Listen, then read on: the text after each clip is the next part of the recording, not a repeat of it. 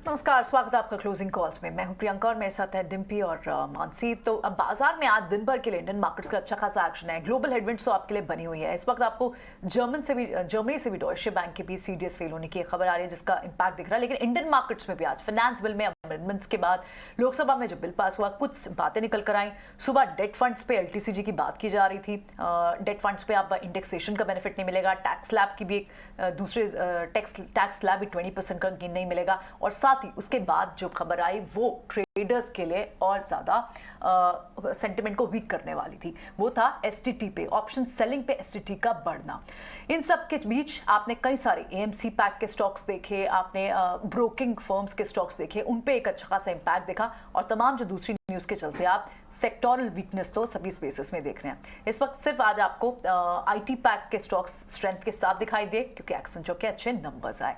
लेकिन और दूसरे बड़े ट्रिगर्स क्या रहे? डिम्पी भी हमारे साथ बने हुए हैं। डिम्पी, बाजार फिर से अपने उन्हीं लोअर लेवल्स के पास जा रहा है। 17,000 के नीचे तो स्लिप भी हुआ है, और 1750 तो एक बड़ा सपोर्ट है जिसके ऊपर बनने में, रोज क्लोज होने में कामयाब रहता है। आज अगर ये 17,000 के नीचे जाता है और ये दो तीन जो न्यूज और ज्यादा वीक करने वाली है, ग्लोबली भी आपको न्यूज दिख रही है, इसका इंपैक्ट क्या दिख सकता है? कि डाउनसाइड नीचे खुल सकती है? और क्या बड़े ट्रिगर्स देख रहे हैं आप बाजार में? देखिए, इस समय ट्रिगर के हिसाब से आज दो टैक्सेशन वाले ट्रिगर सामने निकल के आए, क्योंकि आप फाइनेंशियल ईयर को क्लोज कर रहे हैं और दोनों ही मार्केट को बिल्कुल हवा नहीं थी कि ऐसा कुछ हो सकता है। पहला एलटीसीजी वाला मामला निकल के आया, जो कि डेट फंड्स पर नहीं मिलेगा अब। दूसरा, ये जो ऑप्शन सेलिंग का मामला निकल के आया। अब अब नीचे एक फ्लैश देख पा रहे होंगे, वित्त मंत्रालय जल्दी एसटीटी पर अपनी सफाई दे सकता है। रेवेन्यू सेक्रेटरी आके बात रखेंगे कि एसटीटी कैसे कैलकुलेट होगा। ये कन्फ्यूजन क्यों हुई, मैं आपको बताता हूँ। 1750 करोड़ रुपए या 1750 रुपए पर करोड़ की कैलकुलेशन है। उसका मतलब ये है कि अगर आपका 1 करोड़ का टर्नओवर हो रहा है तो आपको 1750 रुपए देने थे, जो कि ब्रोकिंग हाउसेस अभी तक चार्ज कर रहे थे। ये मैं कल का कॉन्ट्रैक्ट नोट आपको बता रहा हूँ, कल का कॉन्ट्रैक्ट नोट, कि 1 करोड़ का अगर आप टर्नओवर करते थे तो 1750 था। आज सुबह खबर निकल के आई कि सरकार इसको 25% बढ़ाना चाहती है। कैलकुलेशन के हिसाब से 2100 रुपया हो गया, यानी कि 400 रुपया बढ़ जाएगा। 25% मतलब 400 रुपया बढ़ेगा, वो बढ़ना था। फिर जब एक्सचेंजेस में चेक हुआ तो वहाँ पे ये चेक हुआ तो 0.005% ऑलरेडी है। डैट मीन्स 1 करोड़ के ऊपर 5,000 रुपये तो वैसी बेस है। फिर ये 1700 क्या है? तो ब्रोकिंग हाउसेस 1750 रुपये के कॉन्ट्रैक्ट नोट पे एसटीटी क्यों बेच रहे हैं? ये भेज रहे थे अभी तक, कल तक के लिए। ये मैंने एक नहीं बल्कि 4 ब्रोकिंग हाउसेस से पता किया कि आपके कॉन्ट्रैक्ट नोट पे एसटीटी कितना कैलकुलेटेड हो रहा है, तो सब बता रहे हैं 1 करोड़ पे 1750 का बिल भेज रहे हैं हम। खैर, कमलेश शाह इस बीच मेरे साथ जुड़े। मैं ट्रिगर्स पे भी आऊँगा, लेकिन मैं कमलेश जी से एक बार और क्लियरिफिकेशन ले लेता हूँ। कमलेश जी, देखिए, ये बहुत स्ट्रेंज है कि वित्त मंत्रालय ये कह रहा है कि हम अभी आके एसटीटी पे सफाई देंगे। दो तरह की बातें चल रही है। ब्रोकिंग हाउसेस जो बिल काट रहा है सर, वो 1750 रुपये का काट रहा है पर करोड़ का, अगर आपका ट्रांजेक्शन हो रहा है। एक्सचेंज का बेस ये कहता है 0.05%, यानी कि 5,000 करोड़ है। ठीक क्या है सर, जो बिल में लग के अभी आ रहा है, जो एक्सचेंज में छपा हुआ है, या फिर जब सरकार क्लैरिफिकेशन देगी वो ठीक माने? अच्छा, ठीक है, बिल्कुल। ये आपने बताया इनफैक्ट डिम्पी बात बिल्कुल। तो ये जो बेस लिया है ना सरकार ने, वो एक्चुअली चेंज होने की बात हो रही है। बेस ही गलत ले लिया, तो इस पर सफाई की बात हो रही है। और इनफैक्ट इस पर हम आपको रिएक्शंस मिस्टर कमलेश का भी ऑप्शंस पर एसटीटी बढ़ाने के जो इन सब चीज़ों पर आपको एक रिएक्शन भी सुनवाते हैं। हमारे साथ कमलेश जी की एक फोनो है, रिएक्शन है जब हमने उनसे लिया था। कमलेश शाह से, एएनएमआई के प्रेसिडेंट है। आइए सुनते हैं उन्होंने क्या कहा था। % बढ़ाते हैं और 5,000 का बेस रेट है, तो नया रेट 6,250 हो जाएगा।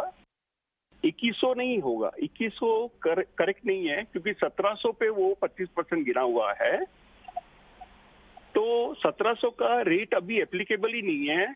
यहाँ कुछ एरर हुई है जिनको उन्हें रेक्टिफाई करना पड़ेगा। कोई क्लरिकल या टिपोग्राफिकल एरर है, या फिर वो बेस है ना, वो पुराना बेस ले लिया है, और इस पे करेक्शन करना ही पड़ेगा।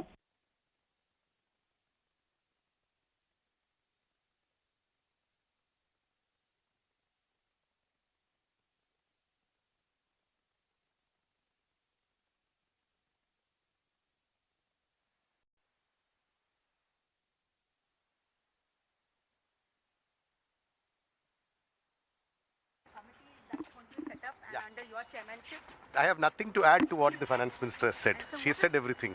What is the need for that, sir? Because you already have a very successful NPS. It's a different matter that some of the state governments are not playing ball or they have their own whatever reasons. So how will I this have help? nothing to add to what the finance minister has said. So the committee will look into all the issues that have been raised by various quarters. That's it. And I have nothing to add. Everything you want to know is in her sentences. And sir, also a lot of feedback from the markets because the LTCG gone. Isn't it indexation- interest? What do you get in debt mutual fund? You get share capital gains, So or is you it- get debt interest. So is it parity and equity that we are looking at, sir? Parity with instruments which are of a similar nature. Income earning instruments should be treated as income earning instruments, and that is the direction in which it is gone. Thank you, sir. Thank you. Okay तो finance secretary TV Somanathan का आप एक reaction देख रहे थे, उनसे हम कोशिश कर रहे थे कि और ज़्यादा इस पर इन्फॉर्मेशन मिल पाए, लेकिन अभी इस पर सफाई आनी बाकी है। देखना होगा बेस रेट पर क्या कुछ निकल कर आता है। जो कन्फ्यूजन है अभी फिलहाल बिल्कुल बनी हुई है, लेकिन इस पर रिएक्शन जो आज स्पेसेस ने, जिन पॉकेट्स ने देना था वो ज़रूर दिया। और इनफैक्ट बाजार पर और इन सारे मैटर्स पर भी एक्चुअली एक फंडामेंटल नजरिया लेते हैं। अब हमारे साथ तिकोना कैपिटल के सुमीत पोदार हैं, उनसे समझते हैं किस तरह से इन सारे एक करके जो इवेंट्स निकल कर आ रहे हैं। Sumit, good afternoon. इनफैक्ट ये तो खैर आज जो फाइनेंस बिल में जो अमेंडमेंट्स ने आज चौंका दिया, सुबह से एक भरपूर एक्शन आपको इंडियन मार्केट्स में दिख ही रहा है, लेकिन जो एक्शन पॉसिबली एक और जो थ्रेट सा दिख रहा है वो आपको जर्मनी से निकलता हुआ दिख रहा है। डॉयचे बैंक का तीसरा दिन होगा जहां शेयर स्लाइड किए हैं और रीजन उनका जो शार्प जंप है, cost of ensuring against the risk of default, ये एक बड़ा मैटर क्या बन सकता है? किस तरह से देखना चाहिए? आप देखें तो यूरोपियन मार्केट्स पे इस वक्त इस पर रिएक्ट कर रही हैं, तो ग्लोबल हेडविंड्स तो खत्म ही नहीं हो रही और उसके ऊपर से आज ये जो अमेंडमेंट्स आए, इसे कैसे देखना चाहिए? जी, गुड आफ्टरनून। थैंक यू आपके शो पे इनवाइट करने के लिए। एंड आई थिंक 2023 जो है वो एक अलग ही नोट पे चालू हुआ है, जो अगर 2022 से कंपेयर करें हम, 2022 जहाँ पे इंडिया आउट परफॉर्म कर रहा था और अब 2023 जैसे एक बड़े ग्रुप के क्राइसिस, और नॉट क्राइसिस बट एटलीस्ट जो इश्यूज हुए वो क्रॉप अप हुए, वहां से चालू हुआ। फिर अब हम देख रहे हैं कि ये चीज प्लस बैंकिंग क्राइसिस जो है डेवलप्ड वर्ल्ड में है वो इवॉल्व हो रही है एक तरह से। तो जो नैरेटिव इन्फ्लेशन से लेके इंटरेस्ट रेट से लेके ग्रोथ से लेके ना अब बैंकिंग क्राइसिस पे आ गया है। एंड जैसे आप बता रहे हैं कि डिफॉल्ट क्राइसिस या डिफॉल्ट स्प्रेड्स जो है वो काफी बढ़ गए हैं। देखिए, इतने रैपिड पेस से जो डेवलप वर्ल्ड में इंटरेस्ट रेट्स चढ़े हैं, उस वजह से वो वोलेटिलिटी के वजह से there was like situation crop हो गई है जहाँ पे ये वोलेटिलिटी हैंडल नहीं हो पा रही है। देखिए, मार्केट और मार्केट प्राइसेस में वोलेटिलिटी होती है वो एक अलग बात होती है वर्सेस जो क्रेडिट मार्केट्स में वोलेटिलिटी हो रही है, उसमें सिचुएशन देखे तो काफी अलग सिचुएशन है। एंड जिस हिसाब से हमने देखा एसवीबी क्राइसिस हुई या for that matter Credit Suisse का हुआ, और अब ये जो बात कर रहे हैं आप डॉइश बैंक की, ऑफ कोर्स डेवलप वर्ल्ड जो है वहां पर काफी तफरा तफरी मच रही है, बट कंपेयर टू दैट अगर देखें इंडियन मार्केट्स में या इंडियन बैंकिंग सिस्टम काफी स्ट्रांग है। और रेदर हम इंडियन मार्केट्स के इम्पैक्ट पे अगर नजरिया डालना चाहें तो no doubt short term sentiment impact और आउटफ्लो इम्पैक्ट रहेगा, नो डाउट। हमने ऑलरेडी देखा है कि 2022 और 2023 में फॉरेन मनी आउटफ्लो कंटिन्यू हो रहा है, बट डिस्पाइट दैट हमारा मार्केट कंपैरेटिवली स्ट्रांग चल रहा है। सो आई थिंक वो जो एंट्री फ्रेजाइल वाली सिचुएशन है वो काफी कुछ एप्लीकेबल है इंडिया के लिए, भले वो हेल्थ क्राइसिस हो या फिर for that matter energy crisis हो। एंड नाउ अब ये अपॉर्चुनिटी हमारे लिए बन रही है कि जहाँ पर हम बैंकिंग क्राइसिस में भी स्ट्रांग बनकर आए। तो डेफिनेटली नियर टर्म के लिए देखिए सेंटिमेंट्स और फ्लो का इम्पैक्ट रहेगा, नेगेटिव इम्पैक्ट रहेगा मार्केट्स पर, but India as a country या बैंकिंग सिस्टम बहुत स्ट्रांग फुटिंग पे है। रादर उनकी कैपिटल एडिक्वेसी देख लें या एनपीएस जो हैं वो they are at almost 8 to 10 year lows.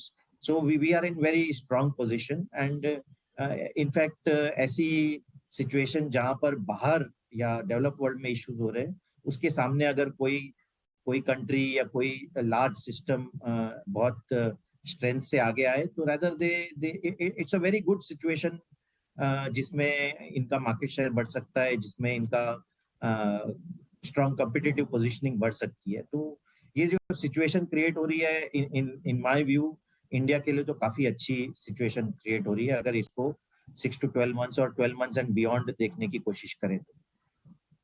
With good morning, good afternoon. In fact सही कहा आपने, फॉरेन मनी आउटफ्लो जो है उसका सबसे बड़ा असर है जो कि इस वक्त हम देख रहे हैं। और डेवलपिंग कंट्रीज में जिस तरह के सेंटिमेंट्स इस वक्त नज़र आ रहे हैं उसका एक बड़ा इनफैक्ट अगर उसकी बड़ी वजह की बात करें तो डेवलप्ड कंट्रीज में जो अफरा तफरी मची है, काफ़ी कुछ देखा है। इनफैक्ट पिछले 10 दिनों में ही बाजार ने, चाहे फिर ग्लोबल सेंटिमेंट्स हो या डोमेस्टिक सेंटिमेंट्स हो, ग्लोबल मार्केट में काफ़ी कुछ हुआ है। जैसे कि महंगाई की चिंताएं, ब्याज दरों में लगातार फेड की तरफ से क्या डिसीजन आएगा उसको लेकर काफ़ी अटकलें लगाई जा रही थी। आफ्टर ऑल फिर वो इवेंट तो एक नॉन इवेंट की तरह से ही गुजरता हुआ भी दिखा। लेकिन इन तमाम चीज़ों के चलते, इन तमाम चीज़ों को भी ध्यान में रखते हुए भारतीय बाजार के सेंटिमेंट्स बुलिश नजर आ रहे हैं, ये कहना आपका बड़ा कन्विक्शन दिखाता है। अब इस कन्विक्शन में भारतीय बाजार को स्ट्रैटेजाइज कैसे करें? ये चैलेंजेस अभी भी आ रहे हैं और उम्मीद कर सकते हैं कि चैलेंजेस कम हो, लेकिन चैलेंजेस नजर आ सकते हैं। ग्लोबल सेंटिमेंट्स वैसे दिख रहे हैं, तो क्या मिड टर्म पर्सपेक्टिव में भारतीय बाजार और लॉन्ग टर्म पर्सपेक्टिव में भारतीय बाजार को तोला जाए? और अगर हाँ, तो फिर मिड टर्म पर्सपेक्टिव में कौन से स्पेसेस होंगे और on a long term basis कौन से सेक्टर्स होंगे जिस पर नजर रखनी चाहिए? तो देखिए, आपने बहुत इंटरेस्टिंग बात लाई कि भाई हमें as of now strategise long term और मिड टर्म में करना चाहिए। लॉन्ग टर्म ग्रोथ जो है इंडिया की काफी स्ट्रांग चल रही है, प्लस एंटी फ्रेजालिटी और अमृत काल जैसे सिचुएशंस जो क्रिएट हो रहे हैं उसमें इंडिया जो है विनर आएगा। एंड ये इनफैक्ट ऐसे कमजोरी के वक्त जो होते हैं is good as far as long term portfolio building is concerned। हमें जो लॉन्ग टर्म पोर्टफोलियो बिल्ड करना है, तो इसमें अगर सेक्टर्स हम देखें, हालांकि बैंकिंग इटसेल्फ जो है फिलहाल सेंटिमेंट के रफ सेंटिमेंट के पैच के थ्रू जा रहा है, तो डेफिनेटली ये एक एक्यूमुलेशन का रुझान बनता है as far as long term is concern. Similarly manufacturing जो है चाइना प्लस वन स्ट्रेटेजी है, जहां पर अगेन करंट सिचुएशन जो है काफी कुछ अपॉर्चुनिटी दे रही है ऐड करने के लिए। एंड सिमिलरली अगर स्ट्रांगली देखें तो IT will also come back, but as of now जिस हिसाब से डेवलप्ड वर्ल्ड में सिचुएशन बनी हुई है, तो IT possibly under sentiment negative sentiment रहेगा या पॉज लेगा, but then over a period वो it will come back as such. So और अगर हम शॉर्ट टर्म की सिचुएशन देखें, शॉर्ट टर्म में ऑफ कोर्स हमें डोमेस्टिक पे ध्यान देना चाहिए। डोमेस्टिक में FMCG is looking good because उसमें आपकी डिमांड की सिचुएशन की इशू नहीं है, plus at the same time inflation जैसे जैसे नीचे आ रहा है तो रॉ मटेरियल कॉस्ट में उनको बेनिफिट होगा। Similarly to some extent autos भी बेनिफिट करेंगे जहां पर उनको मार्जिन का बेनिफिट होगा। हालांकि ग्रोथ मॉडरेट होगी, बट मार्जिन्स पर काफी अच्छा बेनिफिट रहेगा। एंड जैसे मैंने कहा कि भाई वंस ऑल दीज सिचुएशंस एक बार के लिए सेटल डाउन हो, bank will come back into factor as such. So ये पोर्टफोलियो बिल्डिंग स्ट्रेटजी रहेगी, and this is what we are advising our clients as well. ठीक है। सो अमित, आज ये जो डेट फंड्स पे जो एलटीसीजी की ये जो न्यूज़ आई, इसको एक बार 4 पार्ट्स में बांट कर आपसे भी समझना चाह रहे थे कि किसके लिए कितना इम्पैक्ट हुआ, क्योंकि म्यूचुअल फंड्स के लिए थोड़ा सा नेगेटिव मॉडरेटली रहेगा, लेकिन एट द सेम टाइम आप बैंक्स के लिए कहें, इंश्योरेंसेस के लिए कहें, तो वहाँ पर थोड़ा इंश्योरेंस स्पेस के लिए कहें, वहाँ पर पॉजिटिव थोड़ा सा मार्जिनरी रहता है। तो इन स्पेसेस में अगर किसी को पोर्टफोलियो बिल्ड करना हो तो क्या कंस्ट्रक्टिव थॉट हो सकता है इस स्पेस से, इस न्यूज़ से जुड़ा हुआ?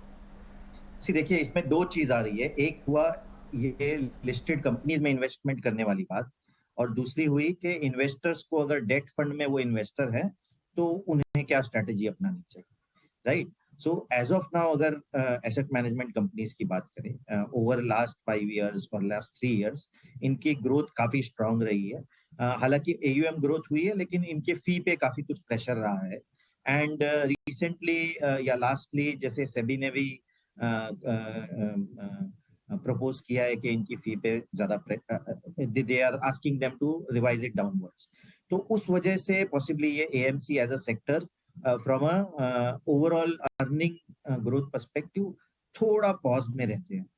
अब दूसरी बात आती है इन टर्म्स ऑफ जो टैक्सेशन, नई टैक्सेशन आई है आज सुबह या कल इवनिंग की बात करें तो देखिए इनमें लार्जली इन्वेस्टर जो थे वो इन्वेस्टर थे एचएनआई जो एक टैक्स आर्बिट्राज खेल रहे थे कि जहां पर 3 साल का इन्वेस्टमेंट फिक्स डिपॉजिट में डालें उससे अच्छा है कि ये डेट फंड्स में डालें।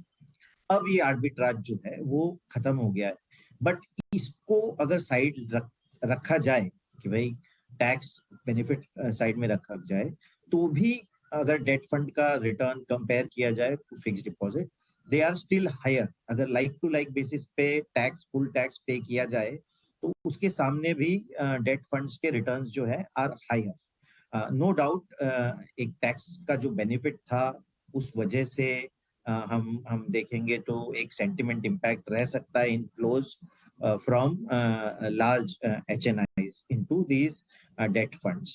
But at the same time, अगर देखा जाए तो इनके रिटर्न्स अभी भी फिक्स डिपॉजिट से ज्यादा दिख रहे हैं।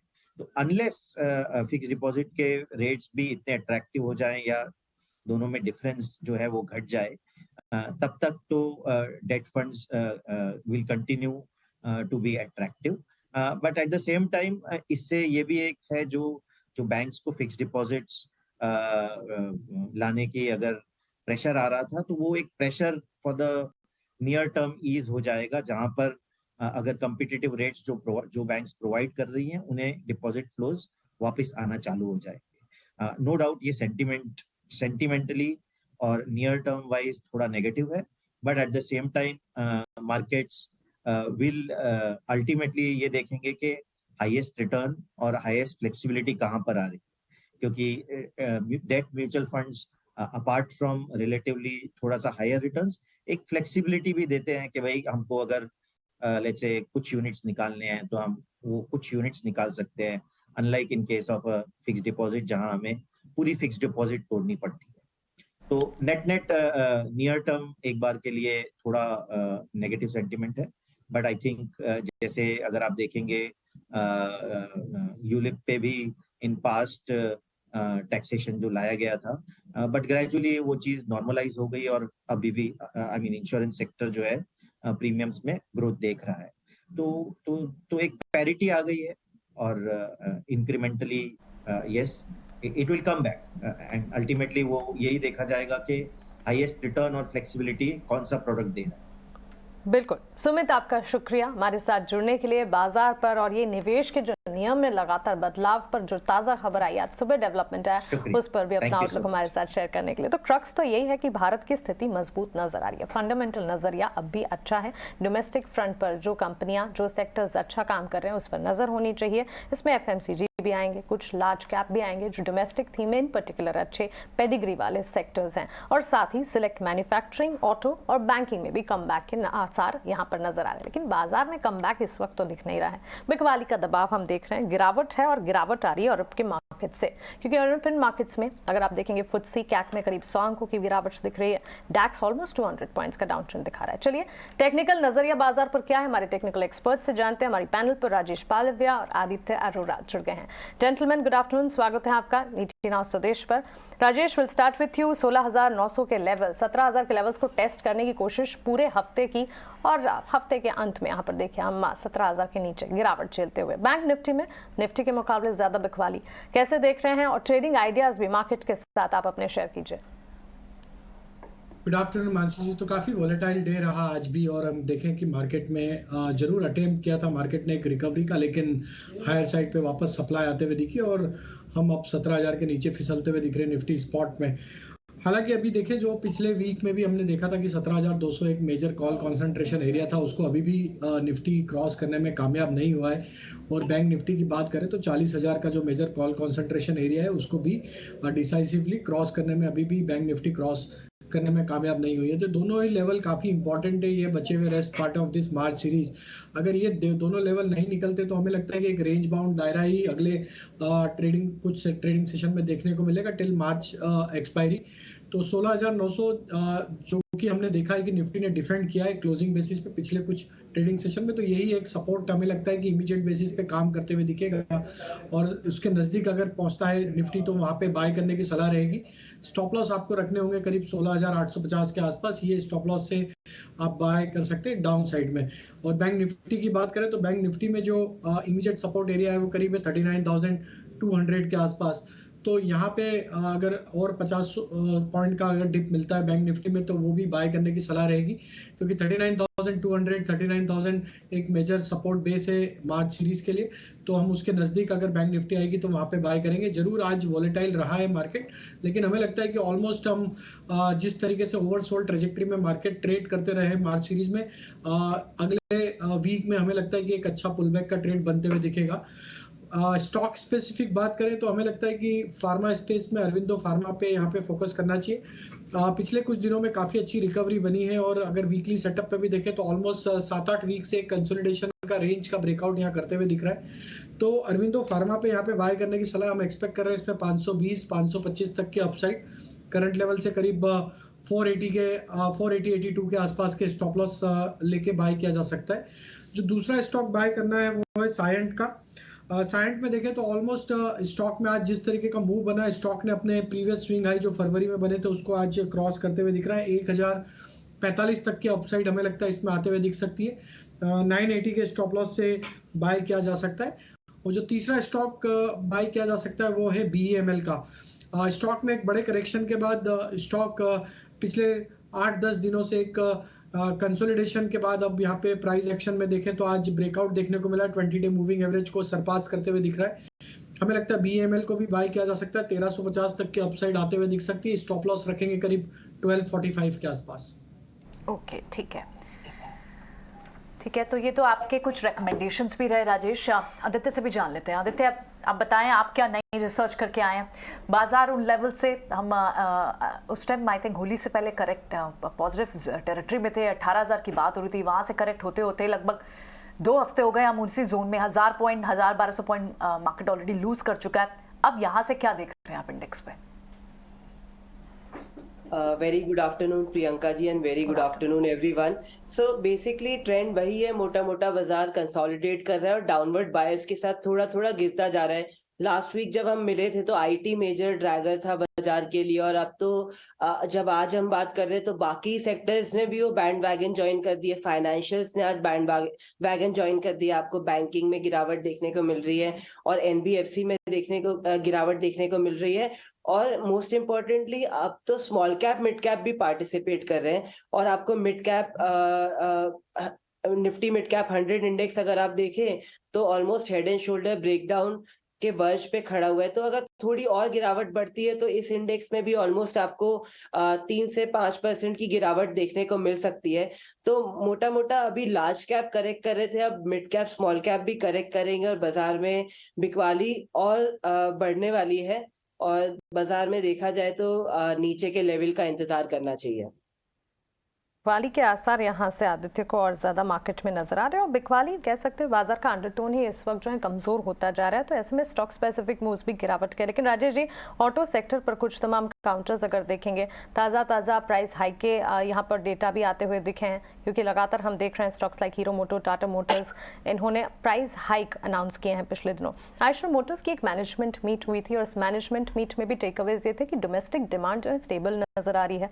आने वाले दिनों में टियर 3 सिटीज़ में ये जो ग्रोथ और रैंप अप हंटर इनका पर्टिकुलर जो प्रोडक्ट है इसके लिए करेंगे, उससे काफ़ी हद तक ग्रोथ जो है वो बूस्टअप होती हुई दिखेगी।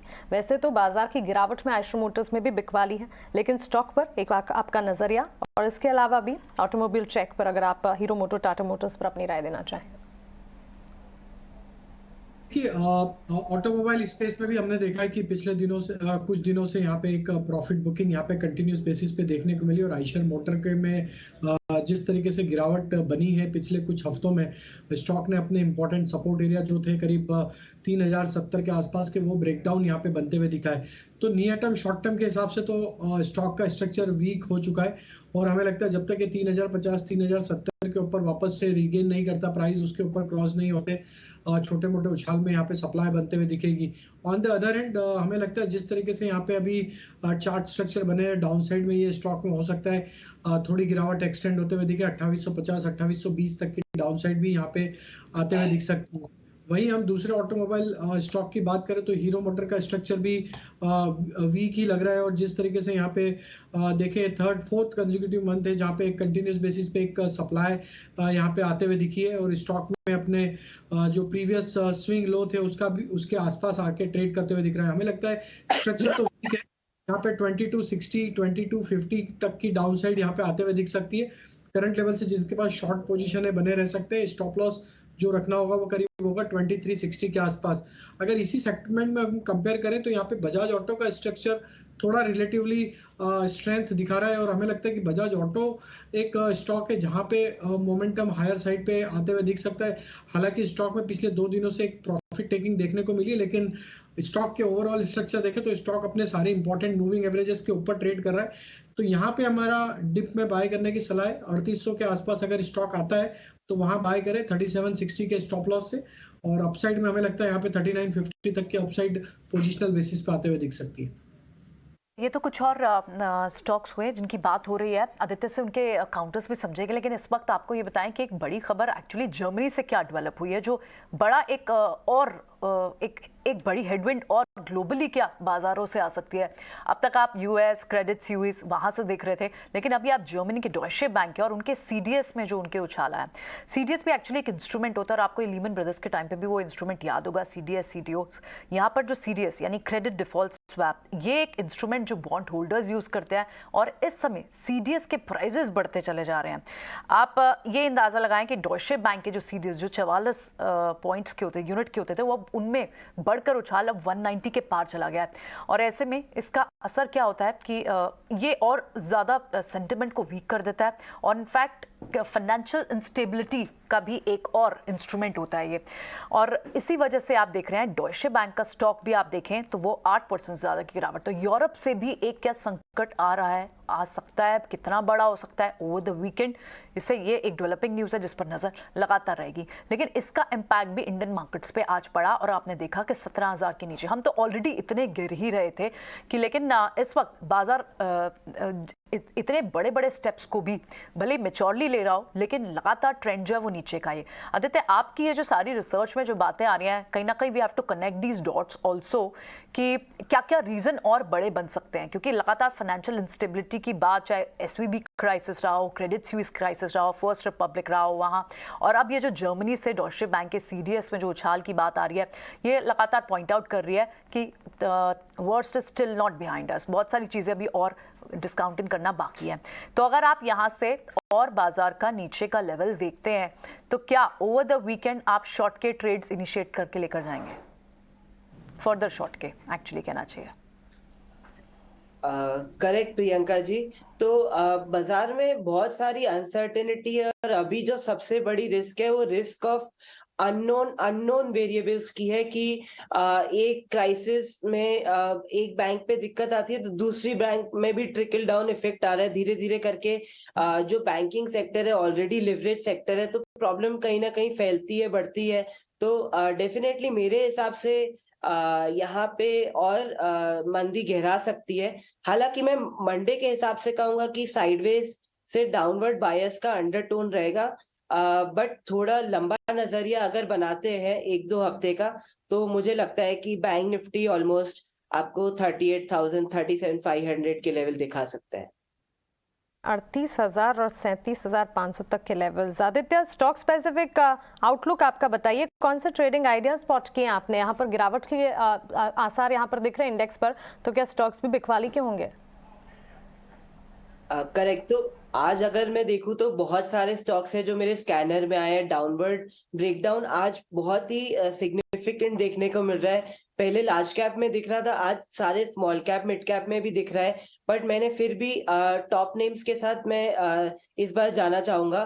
तो पहला आइडिया मेरा रहेगा बजाज फिनसर्व। बजाज प्रिंट्स में काफी वीकनेस है, एनबीएफसी सेक्टर और फाइनेंस में काफी वीकनेस देखने को मिल रही है। तो बजाज फिनसर्व सेल करेंगे 1257 पे, 1315 का स्टॉप लॉस, 1180 और 1100 का टारगेट।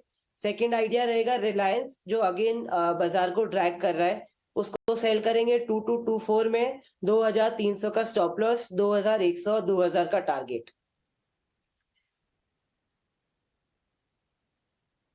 ओके ठीक है, 2-3 खबरें बहुत अहम रही हैं, इनका इम्पैक्ट आगे दूर तलक जाएगा, सिर्फ ये आज की खबर नहीं है।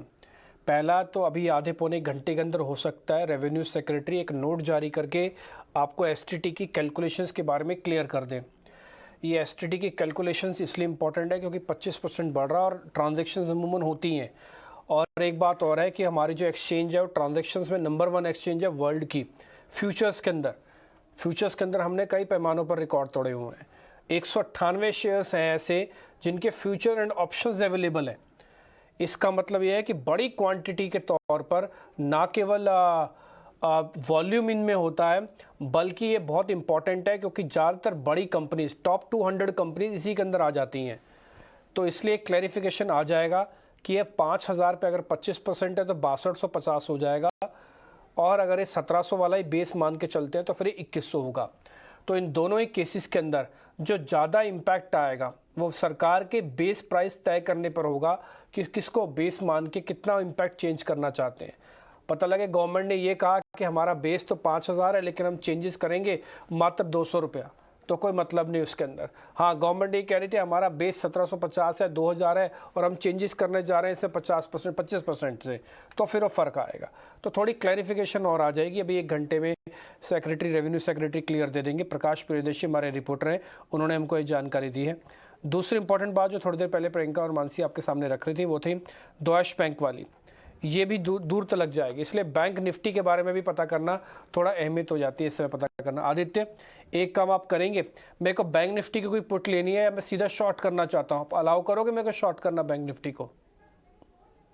100% डिम्पी जी, यहाँ से बिल्कुल बाजार को शॉर्ट करना चाहिए। और देखिए, आप जब कॉल पुट खरीदते हैं, वीकली खरीदते हैं, तो आपको बहुत प्रिसाइज होना पड़ता है एंट्री और एग्जिट में और टाइम में। तो वो पॉसिबल नहीं है कि मैं आज बोलूं और मंडे को एग्जैक्टली एग्जिट हो पाए। मैं आपको लॉन्ग टर्म पुट सजेस्ट करूंगा। किसी को भी आज बाजार में बाय करना है तो अप्रैल और मई का 40,000 का बैंक निफ्टी का पुट खरीदा जा सकता है। मुझे ऐसा लगता है 1-2 महीने में बैंक निफ्टी ऑलमोस्ट 35,000 से 30,000 आ सकता है। तो बिल्कुल मंदी करने का अच्छा अपॉर्चुनिटी है यहाँ पे।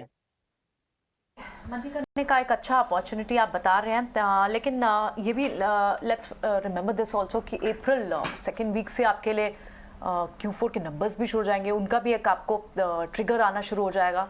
तब तक उससे पहले जहाँ पर भी शॉर्ट पोजीशंस हम देख रहे हैं लगातार, जो वीक्स है स्पेसेस, जो बैंक जैसे स्पेसेस वीक हैं, इनफैक्ट सारे स्पेसेस वीक है इस वक्त। तो फार्मा, FMCG, क्या आदित्य ऐसे में अगर हम एग्जिट स्ट्रैटेजी रखते हैं तो क्या डिफेंसिव बेट्स पर तो फिर भी लॉन्ग्स रखने चाहिए, चाहे FMCG हो, फार्मा हो?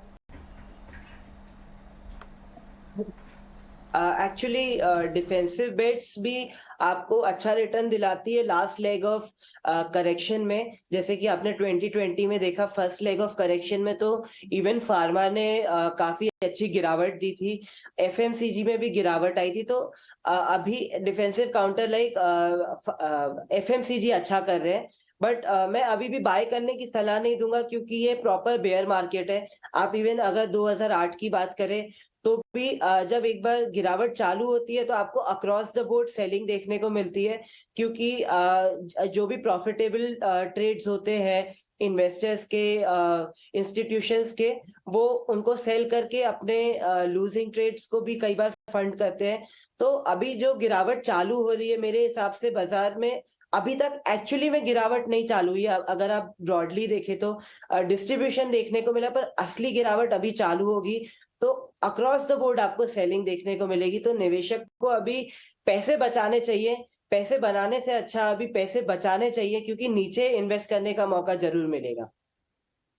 बचाने चाहिए, पोजीशंस अगर हैं तो इंटैक्ट रखा जाए, लेकिन नई पोजीशंस के लिए इस वक्त थोड़ा सा रुक जाएं क्योंकि बाजार में काफ़ी कुछ हुआ है और आज ही के दिन में इनफैक्ट इतने सारे इवेंट्स हैं और जितने भी इवेंट्स आए हैं वो बाजार के लिए बेहतर साबित तो नहीं हुए। आज सुबह से जैसे हमने देखा, निवेश के लिए अलग नियम, डेट म्यूचुअल फंड में अब LTCG का फायदा, इंडेक्सेशन का फायदा नहीं मिलना, उसके ठीक बाद हमने देखा STT पर कंफ्यूजन, और अब आखिर में यूरोपियन मार्केट से, डॉइश बैंक की तरफ से जिस तरह के सेंटिमेंट्स खराब होते हुए दिखे, सीधा असर है जो कि भारतीय बाजार पर है। थोड़ा सा रुक जाएं, थोड़ा संभल जाएं। फ्राइडे है तो चलिए फ्राइडे वीकेंड को ही एंजॉय करने की कोशिश करते हैं। और फ्राइडे और वीकेंड में खास आप क्या कर सकते हैं, वीकेंड का धमाका लेकर हमारे साथ प्रशांत जुड़ गए हैं। वीकेंड का प्लान क्या बनाया जाए प्रशांत? बॉलीवुड और हॉलीवुड में टक्कर है या कहीं पर किसी का पलड़ा भारी है? देखिए, मैं ये कहूंगा कि पलड़ा भारी जो है वो फिलहाल हॉलीवुड का ज्यादा दिख रहा है, कम से कम मेरी नजर में, क्योंकि ये दोनों फिल्में जो मैंने देखी हैं, हालांकि दोनों ही फिल्में, खासतौर पे जब मैं हॉलीवुड और बॉलीवुड की टक्कर की बात करता हूं, तो जो दो फिल्में इस बार हाईलाइट हैं, उन दो फिल्मों में मुझे लगता है एंटरटेनमेंट फैक्टर जिसका है वो हॉलीवुड फिल्म का ज्यादा है। हालांकि दूसरी फिल्म जो कि भीड़ है वो भी एक तरह का सीरियस एंटरटेनमेंट देती है, तो वहां पे भी बातें हो रही हैं। तो सबसे पहले हम जरा बात करेंगे फिल्म भीड़ की। तो अभी जो तस्वीरें आप देख रहे हैं ये दरअसल जॉन विक 4 की है, इस पे भी हम आएंगे, लेकिन पहले हम आएंगे फिल्म भीड़ पर। ये फिल्म अनुभव सिन्हा के डायरेक्शन में बनी है। तो भीड़ जो है, अगर हम बात करें तो अनुभव सिन्हा की ये फिल्म दरअसल लॉकडाउन जब पूरे देश में लगा था तो उस समय किस तरह की परिस्थितियां बनी थी, और इसमें एक खास तरह की कहानी लेकर आती है और हर पहलू से उसको सामने रखती है। लेकिन बड़ी डिफिकल्ट फिल्म है। डिफिकल्ट इसलिए क्योंकि इसे देखते वक्त थोड़ा सा आप असहज होंगे और बहुत से ऐसे सीन हैं जो थोड़ा सा आपको परेशान भी करेंगे। बहुत ज्यादा जो कहते हैं ना सीरियस एंटरटेनमेंट, अपनी टेंशन में ये थोड़ा आपको एंगेज रखेगी। इस लिहाज से ये फिल्म है तो इंपॉर्टेंट, लेकिन बहुत सी ऐसी चीजें हैं जो एक रेगुलर जो फिल्म दर्शक है उसको शायद परेशान कर सकती हैं। अनुभव सिन्हा की एक लेगेसी रही है। मुल्क की बात कर लें, आर्टिकल 15 देख लें, थप्पड़ उन्होंने बनाई, और हाल ही में उन्होंने नॉर्थ ईस्ट में जिस तरह के तमाम क्राइसिस है और क्लैशेस हैं उसको लेकर उन्होंने अनेक फिल्म बनाई थी आयुष्मान खुराना के साथ। तो एक तरह की उनकी फिल्में जो हैं वो विषयों पे ऐसी होती हैं जो थोड़ा सा आपको बेचैन करेंगी। दूसरी अगर फिल्म की बात करूं, जॉन विक, हॉलीवुड की एक बड़ी लेगेसी रही है इस फिल्म की। कियानो रीव्स जो है वो सबके फेवरेट हैं और उनकी इस फिल्म का ये चौथा चैप्टर है। मैं ये दावे से कह सकता हूं कि इस सीरीज में ही नहीं, हाल फिलहाल जो आपने हॉलीवुड फिल्में देखी हैं कम से कम इस जॉनर में, वहां पर यह फिल्म जबरदस्त तरीके से एंटरटेन करती है। क्या जबरदस्त एक्शन सीन्स हैं, किस तरह के यहां पर जो एक एटमॉस्फेयर क्रिएट किया गया है वो पूरा असर करता है। मुझे ये फिल्म इतनी शानदार लगी कि मुझे लगता है कि मैं दोबारा भी इस फिल्म को जरूर देखूंगा और सबसे कहूंगा कि ये फिल्म जरूर देखें। इसके अलावा ओटीटी पे भी लोगों के लिए ढेर सारा मसाला है। चोर निकल के भागा नेटफ्लिक्स पर एक फिल्म रिलीज हुई, हालांकि ये फिल्म देखी नहीं है मैंने, तो मैं इस पे कोई राय नहीं दे सकता। यामी गौतम और विकी कौशल के भाई सनी कौशल इस फिल्म में है और इस फिल्म का ट्रेलर बड़ा पसंद किया गया। आप देखते हैं कि ये फिल्म किस तरह से निकल कर आती है। इसके अलावा अगर हम बात करें मुंबई की, तो नॉर्थ ईस्ट के जो लोग हैं यहाँ पे, उनके लिए एक बहुत अच्छा फिल्म फेस्टिवल इस बार हो रहा है। नॉर्थ ईस्ट का अपना फिल्म फेस्टिवल 24 से लेकर 26 तारीख तक ये फिल्म फेस्टिवल चलेगा मुंबई के पेड्डा रोड इलाके में। तो वहाँ पर नॉर्थ ईस्ट की बहुत ही चुनिंदा फिल्में, डॉक्यूमेंट्री, शॉर्ट फिल्म्स दिखाई जाएंगी। इसके अलावा अगर हम बाकी एंटरटेनमेंट फैक्टर की बात करें तो हॉटस्टार पर ऑस्कर में गई हुई documentary film All That Breathes भी मौजूद है आपके ऑप्शन में। तो ये सारे ऑप्शन है फिलहाल आपके लिए। राइट, इनफैक्ट मुझे लगा आप अपनी फेवरेट फिल्म की भी बात जरूर करेंगे। अब तो पठान भी ओटीटी पर है। पठान मेरे ख्याल से ओटीटी पे मुझे लगता है थोड़े मिक्स्ड रिएक्शंस आए हैं। अगर हम देखें तो मैं बहुत ज्यादा लोगों के रिव्यूज मैं तो खुद देखता रहता हूं कि लोग किस तरह से रिएक्ट कर। जिन लोगों ने थिएटर में नहीं देखी थी उनमें एक रिएक्शन मैं देख रहा हूं कि लोगों को ओटीटी पे ये फिल्म कुछ खास नहीं लगी है। अच्छा। हाँ, और बड़ी स्क्रीन पे देखने का तो इसमें एक डिबेट चल रही है कि वो फिल्म बड़ी स्क्रीन के लिए थी। हालांकि लोगों के लिए था कि ओटीटी पे जो वर्जन रिलीज हुआ है उसमें वो सीन्स भी हैं जो डिलीट कर दिए गए थे बड़े पर्दे पर। तो ये एक थोड़ा सा सरप्राइज है। ठीक है, चलिए कोई बात नहीं। जिन्होंने नहीं देखी पठान, जिन्होंने मिस कर दिया सिल्वर स्क्रीन पे देखना और वो अब सस्ते में देखना चाहते हैं, वो ओटीटी पे जरूर देख सकते हैं। शुक्रिया प्रशांत ये सब बताने के। बाजार में तो देखिए ज्यादा एक्शन है नहीं, तो इसलिए it's good to always talk about the light things which will बिल्कुल, keep you बिल्कुल। happy over the weekend. लेकिन वापस लौटते हैं मार्केट्स पर। जब हम अब क्लोज यहाँ से करने में सिर्फ 15-20 मिनट दूर हैं और वीकेंड का रिस्क हमारे सर पर है, 17,000 के हम नीचे क्लोज होकर जा रहे हैं यहाँ से, तो ऐसे में क्या जहाँ जहाँ प्रॉफिटेबल पोजीशंस हैं क्या वहाँ से भी एक बार एग्जिट करना चाहिए? फार्मा स्पेस और साथ ही एक बार के लिए आईटी स्पेस की भी बात करते हैं। राजेश, आज क्योंकि अब तक जो सबसे बड़ी आईटी स्पेस के लिए कंसर्न्स लग रहे थे कि ग्रोथ को इम्पैक्ट हो सकता है, डिमांड इम्पैक्ट हो सकता है, डील ऑर्डर विंस, तो एक्सेंचर के नंबर्स ने एक सेंटिमेंट तो अच्छा बूस्ट किया है। आज आईटी पैक को आप देखें भी तो इनफैक्ट भले ही सुबह से गेंस जरूर इरोड हुए हों, एटलीस्ट इतना वीक नहीं हुआ as compared to other sectors. लेकिन क्या कैरी फॉरवर्ड करके जाने का रिस्क लेना चाहिए आईटी स्टॉक्स में जिनको गेन्स हो रहे हैं या जिन्होंने पोजीशन ली है? नहीं Priyanka ji, overall structure week है आईटी स्टॉक्स का। अगर गेन हो रहे हैं तो हमें लगता है कि बुक करके ही जाना चाहिए, क्योंकि ये सेक्टर का अभी भी स्ट्रक्चर वीक ही है और हमें लगता है कि यहाँ पे फर्दर और भी प्रेशर आगे आने वाले दिनों में देखने को मिलेंगे और मार्केट में भी कोई ऐसा सब्सटेंशियल रिकवरी का ट्रेड यहाँ पे बनते हुए नहीं दिख रहा है। तो ओवरऑल मार्केट के सेंटीमेंट अभी भी इम्प्रूव नहीं हुए हैं और जो बड़ा तेजी का ट्रेड बनना है वो 17,200 के ऊपर ही बनना है। जब तक मार्केट वो लेवल क्रॉस नहीं करेगा तो हमें लगता है ये जो बीटन डाउन सेक्टर है फर्दर अंडर परफॉर्मेंस दिखाते हुए दिखेंगे। तो आईटी में अगर आपकी पोजीशन है और आपके प्रॉफिट में है तो आपको बुक करना चाहिए।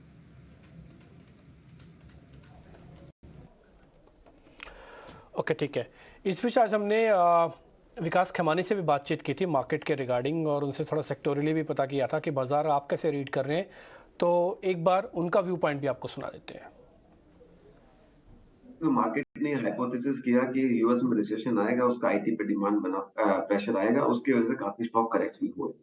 पर आप देखेंगे तो पिछले 4-5 क्वार्टर्स के नतीजे, हर क्वार्टर में जो कंपनी है उन्होंने अपनी ऑर्डर बुक को अच्छे से अपडेट किया है, इंक्लूडिंग आप एक्सेंचर के रिजल्ट्स देखेंगे तो उन्होंने ऑर्डर बुक बहुत अच्छे से, गाइडेंस को कम नहीं किया। तो सब आईटी कंपनीज गाइडेंस को मेंटेन बरकरार करे हुए हैं, ऑर्डर बुक अच्छी जीत रहे हैं। तो मुझे पता नहीं है कि और यूएस में अगर कोई आज एक सीईओ बड़ा कॉन्ट्रैक्ट देता है या कोई कंपनी बड़ा कॉन्ट्रैक्ट देती है, आप ये तो मानेंगे कि उसको ये पता है, अगर हम सबको पता है रिसेशन आएगा तो बड़ा कॉन्ट्रैक्ट स्पेंडिंग कर रहा है, उसको तो पता है रिसेशन आ सकता है, उसके बावजूद भी दे रहा है। तो ऐसे सिचुएशन में आदमी आईटी का कॉन्ट्रैक्ट कब देता है? जब उसके लिए बहुत एसेंशियल हो, नेसेसरी हो। And that is the point हम लोग वी आर मेकिंग कि दिस टाइम अराउंड आईटी का काफी बड़ा डिमांड जो है नॉन डिस्क्रिशनरी है, वो उनको खर्चा करना ही पड़ेगा, क्योंकि with digitization and cloud migration ये जो नया थीम चालू हो रहा है, ये हर कंपनी को अपने सारे सिस्टम को रीओरिएंट करना पड़ेगा। It is not good to do, it is have to do. And ये जो सिचुएशन है उस चक्कर में सब कंपनियों को अपना अपना आईटी स्पेंड बढ़ाना पड़ रहा है, उससे कॉस्ट रिडक्शन भी होता है, एफिशिएंसी भी आती है। तो मेरा मानना है कि ये एक अच्छा ट्रेंड है। हाँ, ये ऐसा है कि आईटी सेक्टर बड़ा बेस होने की वजह से आप 14-15% का ग्रोथ भी करें तो बहुत बड़ी बात है, और जबकि कुछ कंपनियां तो 25% की ग्रोथ की प्रॉफिटेबिलिटी में गाइड कर रही है, जैसे कि अभी एलटीआई का एनालिस्ट मीट हो, उन्होंने काफी अच्छी गाइडेंस दी। तो मेरा ये मानना है कि आईटी सेक्टर में ग्रोथ एक स्टेबल ग्रोथ है, डिसेंट ग्रोथ है। मैं इस बात से ज्यादा वरीड नहीं हूँ कि यूएस में रिसेशन आएगा तो आईटी डिमांड रुक जाएगी, वो तो नहीं रुकनी चाहिए। बल्कि अगर यूएस में इंटरेस्ट रेट कटिंग का माहौल बनता है तो मुझे लगता है कि आईटी में वापस डिमांड जोर से निकले।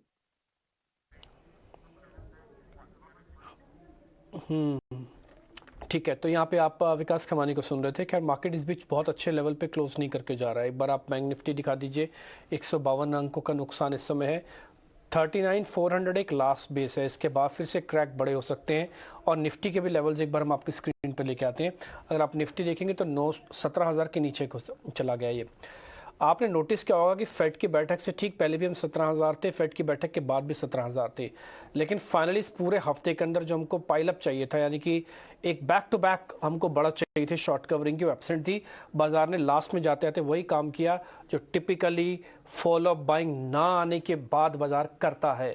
वो करता है कि सारे जो कॉन्फिडेंस रखने वाले या उम्मीद रखने वाले लोग होते हैं वो अपना माल धीरे धीरे छोड़ के जा रहे होते हैं। ये शॉर्ट की गिरावट नहीं है, ये माल छोड़ के जाने वाली गिरावट है जो भी आप अपनी स्क्रीन पे देख पा रहे हैं। अभी हमें कैसे पता लगा, ये काफ़ी हद तक एक्सपीरियंस से पता लग चुका है देख देख के कि बाजार के अंदर टिपिकली फ्राइडे वाले दिन अगर ऐसा कुछ हो रहा हो और बाजार नहीं चल रहा हो तो ये बाजार ऐसा कहता है। आदित्य, आप भी यही रीड कर रहे हैं, तेज़ी वालों का कॉन्फिडेंस कम हो रहा है। कल भी शॉर्टिंग हुई, आज तेज़ी वाले सौदे छोड़ के जा रहे हैं। कल अगर बहुत अच्छा डाटा नहीं आता सोमवार को और मंथली एक्सपायरी वाला दिन भी है तो बाजार परेशान करने जा रहा है। ये बात मान ले पक्का हो गया? एब्सोल्युटली डिम्पी जी, मैं आपके साथ बिल्कुल अग्री करता हूँ। आपने एकदम सही पढ़ा कि धीरे धीरे बाजार में लोग माल छोड़ के जा रहे हैं, अपनी पोजीशन लाइटन कर रहे हैं जिनका तेजी का सौदा है। एफआईएस तो हमेशा से मंदी के सौदे में खड़े हैं और कन्विक्शन के साथ खड़े हैं, पर आप देखें जो लोग पहले बाजार को सपोर्ट कर रहे थे, आज वो लोग उनका कन्विक्शन लूज हो रहा है। जैसे आपने देखा एसआईपी में भी थोड़ा बहुत टेपर डाउन हो रहा है, कम इनफ्लोज आ रहे हैं। धीरे धीरे आप देखेंगे अगर बाजार ब्रेक डाउन करता है तो थोड़े रिडेम्पशन भी आपको देखने को मिल सकते हैं, क्योंकि टिपिकली वही साइकिल रहती है मनी फ्लो की। और एक बार बाजार में ब्रेकडाउन आता है तो एल्गो की साइड से भी आपको सेलिंग देखने को मिल सकती है। तो जो बाजार ने बेस बनाया था करीब करीब 16,800 16,900, इतनी मेहनत करके फेड के इवेंट से पहले, फेड का इवेंट एक ऐसा था जो बाजार में अच्छी मॉन्स्टर शॉर्ट कवरिंग रैली ला सकता था। जैसे कि आपने बताया था कि बाजार में इतना बारूद है कि कोई भी साइड जा सकता है, पर वो इवेंट भी अच्छे से नहीं निकला और अब बाजार वापस एक डाउन ट्रेंड रिज्यूम कर रहा है। और इस बार स्मॉल कैप और मिड कैप के पार्टिसिपेशन के साथ कर रहा है, लार्ज कैप के पार्टिसिपेशन के साथ कर रहा है।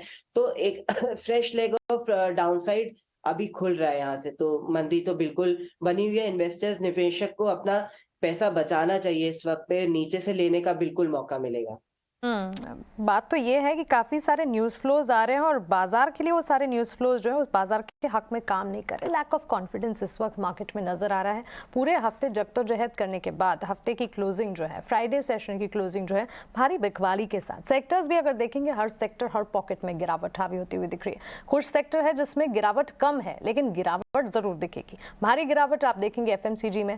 कंजम्पशन थीम ने काफ़ी हद तक बाजार को संभालने का काम किया, लेकिन इस वक्त एफएमसीजी लुढ़क चुका है। 200 अंकों की गिरावट निफ्टी एफएमसीजी में।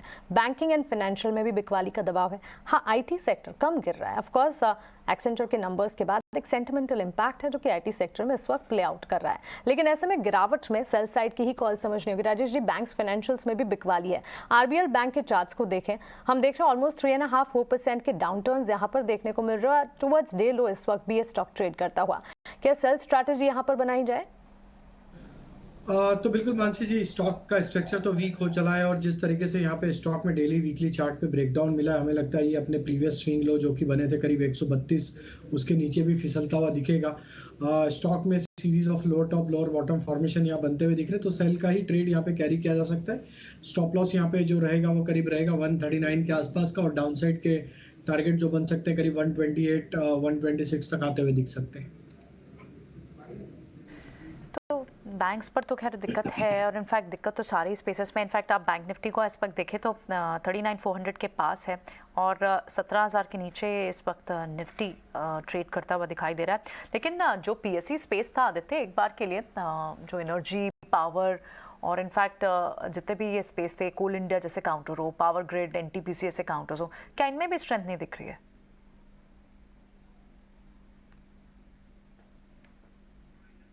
आदित्य?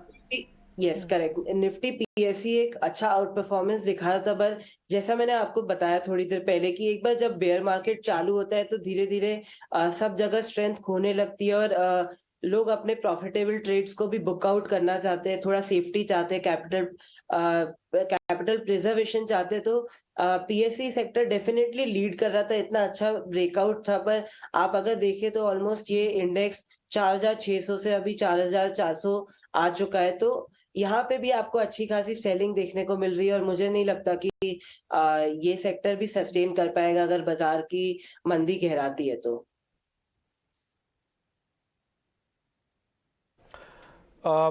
अभी 3:18 हो चुके हैं। राजेश सर, मैं 2-3 शेयर ना आपसे फटाफट से पूछ रहा हूँ, आप जरा देख के बता दीजिएगा इनका करना क्या है।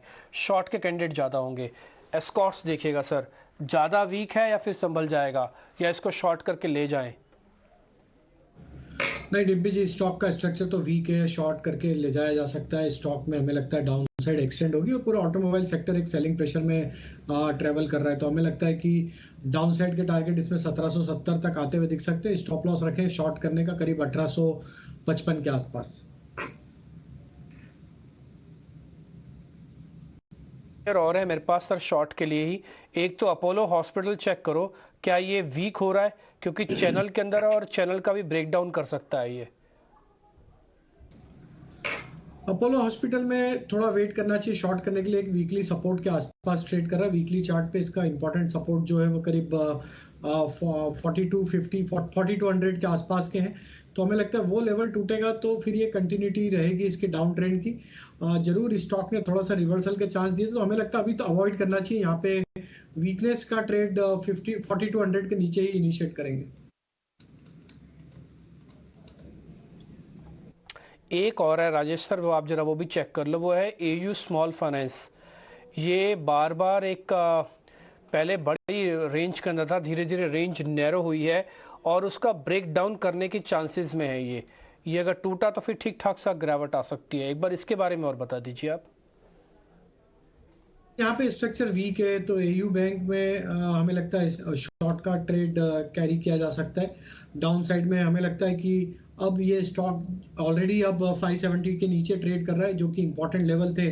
अब ये 570 के स्टॉप लॉस से पोजीशन कैरी करें। डाउन साइड में जो टारगेट आ सकते हैं वो करीब 540 535 तक आते हुए दिख सकते हैं।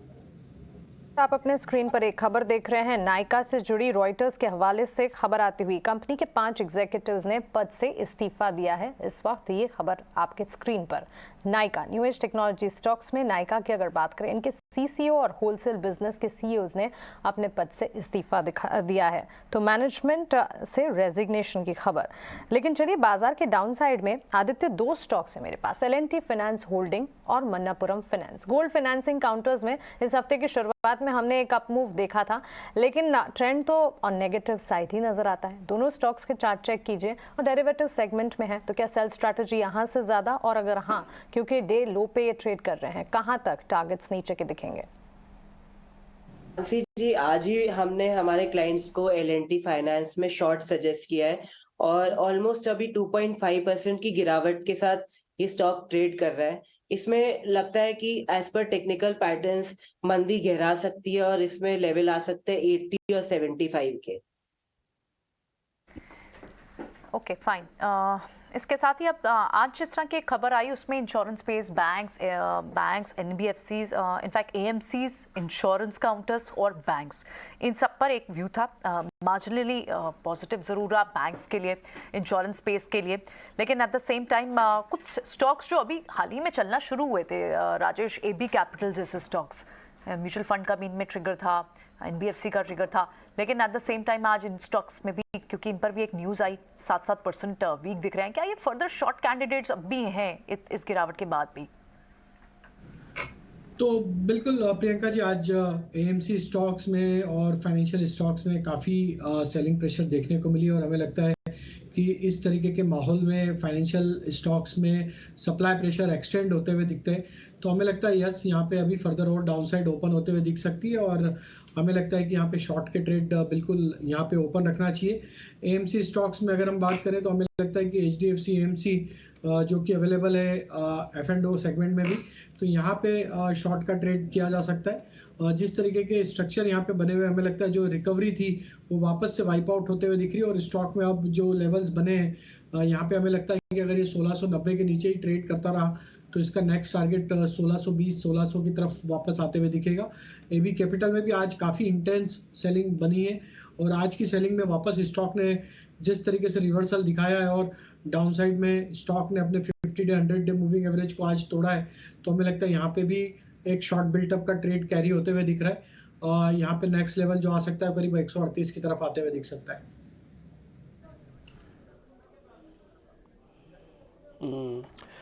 इसके अलावा कुछ ऐसे शेयर्स भी हैं कैश के जहाँ पे क्लोजिंग आज ठीक मिल रही है। एक ITI का मैं आपको शेयर दिखाता हूँ, ITI, इसकी क्लोजिंग आज अच्छी देखने को मिल रही है आपको। एक अगर आप अडानी ग्रुप के तीनों कैश के स्टॉक्स देखेंगे, ग्रीन, ट्रांसमिशन और टोटल गैस, इनकी भी क्लोजिंग ख़राब नहीं है, हर निशान में। बकायदा अडानी ग्रीन तो 5% के सर्किट पे, जरा जल्दी से दिखाते जाइए। आदित्य, मैं जरा 2-4 शेयर आपसे पता कर रहा हूँ, जरा मेरे को बताइएगा इसमें क्या करना है। एजिस लॉजिस्टिक कैश का शेयर है, आज की क्लोजिंग ख़राब नहीं है, आज के लो से अच्छा रिकवर करके आया ये। 381 का आज का लो, अभी चल रहा है 399, क्लोज भी ठीक कर रहा है ये डेज हाई पे। BTST कर दे, कैश का सौदा है, एजिस लॉजिस्टिक के नाम से मिलेगा, AEGIS। बहुत बेहतरीन चार्ट पैटर्न आपने ढूंढा है डिम्पी जी, पर पैटर्न बहुत अच्छे हैं, पर आप समझिए कि अगर बाजार में ओवरनाइट गिरावट आती है और जैसे कि हम देख रहे हैं गैप अप गैप डाउन हो रहा है, तो ये पैटर्न्स भी वर्क नहीं करेंगे। टेक्निकली अभी अच्छा दिख रहा है, पर मैं सलाह नहीं दूंगा तेजी करने की, क्योंकि अगर ओवरनाइट आपको गैप देखने को मिल सकता है तो स्टॉप लॉस हिट होने के चांसेस है। ठीक है, ऑल राइट। लेकिन ऐसे में क्या डायग्नोस्टिक हॉस्पिटल, अपोलो हॉस्पिटल जैसे काउंटर्स जहाँ फिर भी थोड़ी स्ट्रेंथ आपको दिखती है, क्या उन काउंटर्स में जो अभी तक गेन्स थे उन्हें अभी एक बार के लिए प्रोटेक्ट करके बुक कर लें, प्रोटेक्ट करें, या फिर कैरी फॉरवर्ड करें अपोलो हॉस्पिटल पे आदित्य? अपोलो हॉस्पिटल भी अगर आप देखें तो थोड़े समय से ऑलमोस्ट 4600 का एक बार हाई लगा के थोड़ा सा मंदी ही दिखा रहा है, डाउनवर्ड बायसनेस के साथ ट्रेड कर रहे हैं। तो मेरी यही राय रहेगी कि इसमें से एक बार निकल जाना चाहिए, क्योंकि इसका जो इम्पोर्टेंट टेक्निकल लेवल है वो 4100 4200 का सपोर्ट है। एक बार वो ब्रेक कर देता है तो फिर इसमें और थोड़ी गिरावट आ सकती है। तो अभी बेचने की राय रहेगी, नीचे से खरीदने का अच्छा ऑप्शन रहेगा।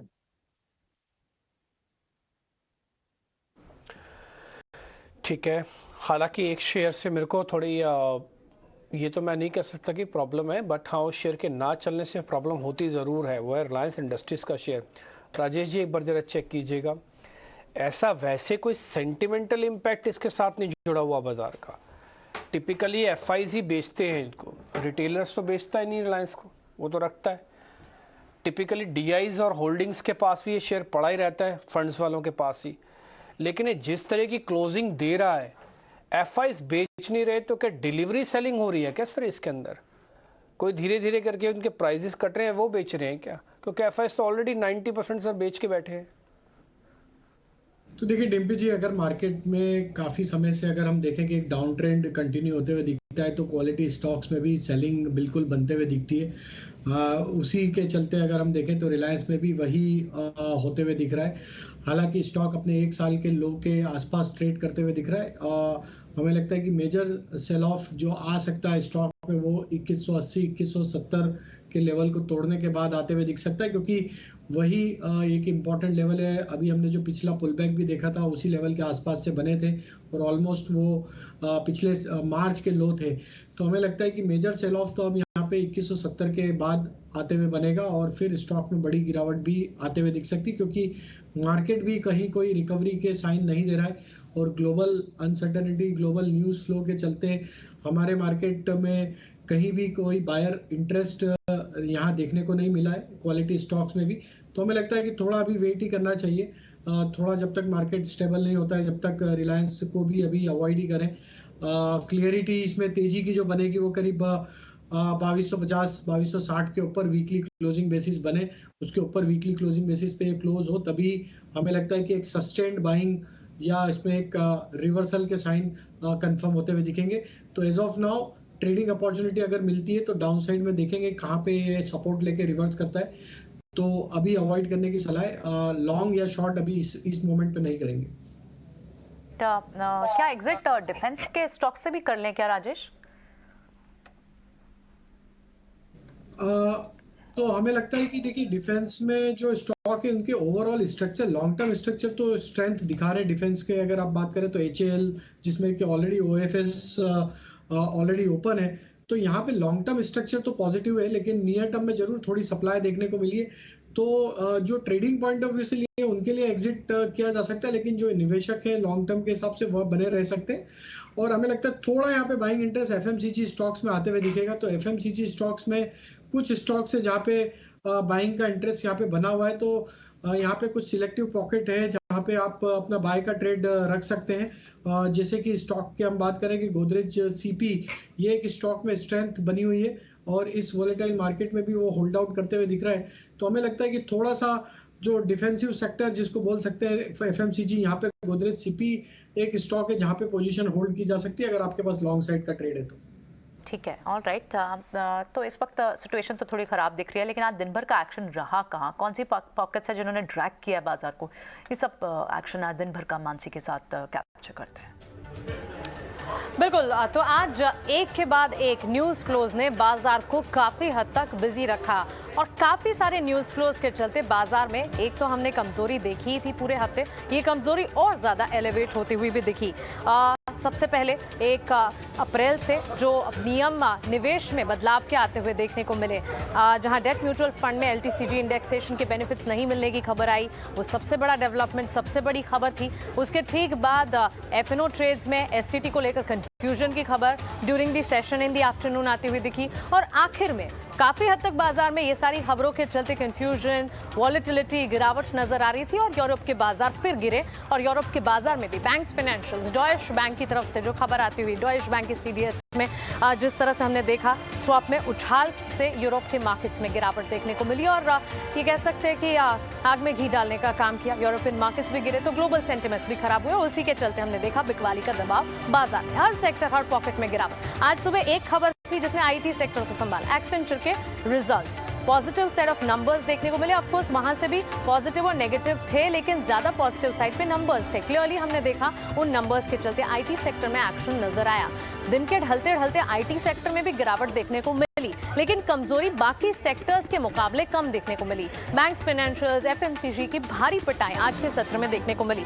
आइए आज के सत्र के साथ साथ पूरे हफ्ते बाजार में ट्रेड कैसा दिखा, किस तरह के sentiments across the week markets में देखने को मिले, इस पर ध्यान रखते हैं। इस हफ्ते की अगर आप बात करेंगे तो क्लियरली फार्मा और FMCG प्ले हैं जिन्होंने बाजार को संभालने का काम किया। पूरे हफ्ते में Nifty pharma index as defensive हमने देखा, वहां पर एक्शन पॉजिटिव डेवलप होता हुआ दिखा और सीधी बात है बाजार में गिरावट काफी हद तक हावी हो रही थी। कई सारे न्यूज फ्लोज के चलते वॉलेटिलिटी थी और वॉलेटिलिटी में अमूमन हम देखते हैं डिफेंसिव्स में ज्यादातर रुझान देखने को मिलता है। इसी के चलते FMCG और फार्मा स्पेस में हमने ड्यूरिंग द वीक एक्शन देखा है, लेकिन ड्यूरिंग द वीक गिरावट कहां पर देखने को मिली? 2 ही सेक्टर थे जो ड्यूरिंग द वीक परफॉर्म कर रहे थे, इसके अलावा हर सेक्टर में गिरावट ही हावी होती रही।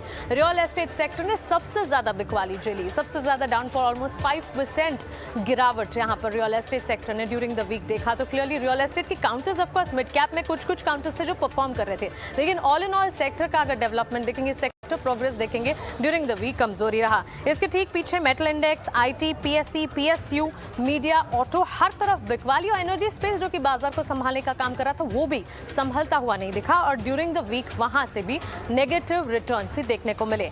स्टॉक स्पेसिफिक आ जाइए, HDFC लाइफ इंश्योरेंस में ड्यूरिंग द वीक हमने देखा करीब 4% की तेजी, ब्रोकरेज रिपोर्ट्स थे वहां से और कुछ हद तक पॉजिटिव डेवलपमेंट्स की खबरें आती हुई लाइफ इंश्योरेंस प्ले पर पॉजिटिव ब्रोकरेज ने काम किया। SBI लाइफ में भी ड्यूरिंग द वीक ऑलमोस्ट 3.5-4% के अप मूव्स देखने को मिले, लेकिन ICICI बैंक, अल्ट्राटेक सीमेंट, सन फार्मा ये कुछ तमाम काउंटर्स थे जो कि हफ्ते भर में अच्छा रिटर्न दिखा रहे थे। आज इनके स्टॉक प्राइस को देखेंगे तो बिकवाली ही देखेंगे, क्योंकि आज तो बाजार का माहौल ही काफी हद तक ढीला है, काफी हद तक कमजोर देखने को मिला, लेकिन during the week in stock से परफॉर्म जरूर किया था। Losing candidates Adani Enterprises, Adani Ports almost 6.5-7.5% तक की गिरावट इस पूरे हफ्ते देख चुके हैं। कोल इंडिया, HCL टेक्नोलॉजीज और बजाज फिनसर्व भी इसी लिस्ट में शामिल रहे। बजाज ट्विंस में हमने बिकवाली देखी और ड्यूरिंग द वीक भी ऑलमोस्ट 5% तक के डाउन ट्रेंड्स इन स्टॉक्स में नजर आए। तो पूरे हफ्ते नेगेटिव रिटर्न्स इन तमाम स्टॉक्स में। सेक्टर स्पेसिफिक अप्रोच अगर देखेंगे, बैंक्स एंड फाइनेंशियल जहां से उम्मीदें ज्यादा होती है वो सेक्टर से भी हमने देखा कमजोरी हावी होती रही। तो क्लियरली बाजार पूरे के पूरे हफ्ते एक वॉश आउट जोन में रहा। बिकवाली का दबाव तो था ही, संभलने की काफी हद तक कोशिश की। 17,150 से 17,200 के लेवल्स के आसपास, इन लेवल्स के इर्द गिर्द ही झूलता रहा। 17,200 से ऊपरी स्तरों से, ऊपरी सिरे से काफी हद तक गिरावट हर सेशन में देखी और आज तो इनफैक्ट सारे के सारे लेवल्स को ही तोड़ते हुए 16,945 के लेवल्स ऑलमोस्ट 150 पॉइंट्स के डाउन ट्रेंड के साथ निफ्टी में क्लोजिंग देख रहे हैं। बैंक निफ्टी की भी गिरावट जो है निफ्टी के मुकाबले ज्यादा, करीब 250 अंकों की बिकवाली 39,395 के लेवल्स और सेंसेक्स में हम देख रहे हैं 400 अंकों की बिकवाली के साथ गिरावट भरे माहौल में इस वक्त बाजार की क्लोजिंग होती हुई दिख रही है। तो क्लियरली पूरा हफ्ता वॉलेटाइल रहा, लेकिन आज का दिन काफी हद तक कमजोर, ढेर सारे न्यूज फ्लोज और बाजार जो कि ऑलमोस्ट कमजोर था। ग्लोबल सेंटिमेंट्स वीक थे, डोमेस्टिक सेंटिमेंट्स वीक थे, हर तरफ से वीक सेंटिमेंट्स ने बाजार को और ज्यादा गिराया। चलिए शुक्रवार का सेशन, उम्मीद यही करते हैं कि मंडे सेशन में कुछ बाजार के लिए पॉजिटिव अपमूव्स, कुछ पॉजिटिव ट्रिगर्स आए और बाजार की जो सुस्ती है, बाजार की जो गिरावट है, ये संभलती दिखे। आदित्य, राजेश जी, आपका बहुत शुक्रिया हमारे साथ जुड़ने के लिए और मार्केट पर अपने सेंटिमेंट्स, अपने स्टॉक स्पेसिफिक व्यूज हमारे साथ शेयर करने के लिए। चलिए इसी के साथ क्लोजिंग कॉल्स को हम यहीं समेट रहे हैं। खबरों का सिलसिला लगातार जारी है, वीकेंड को एंजॉय कीजिए। मुझे दीजिए इजाजत, सोमवार को फिर होगी मुलाकात। बने रहें ET Now स्वदेश के साथ। नमस्कार।